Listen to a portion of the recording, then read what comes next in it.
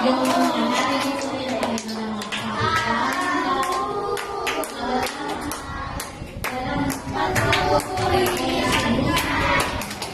tulungan mo ako.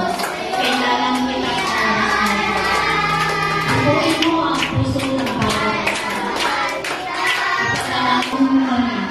nakasakit man kami ng damdamin ng aming kapwa, patawarin mo kami. May naligtas man kami na hindi namin sinasadya, Lord, patawad. Ano man, Panginoon, ang nakakita dito sa kabuuan ng pagkatao namin, Lord.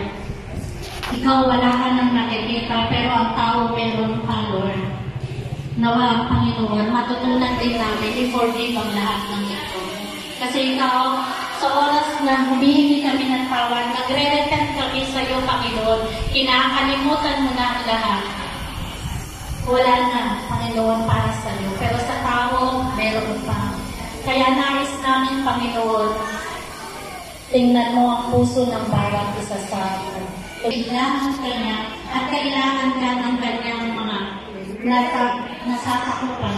Amin, Panginoon. Ikaw ang humanap sa amin, kaya kami nakatayo sa oras na ito at sa harapan mo, lumuluhod, humihingi na tatapos dito sa iyong tahanan. Patuloy mo kaming palalaguin na kasama ka. Salamat po, God. Ang Diyos na bukal ng lahat ng pagpapala, ang siyang magbibigay sa inyo ng kaganapan, katatagan at isang saligang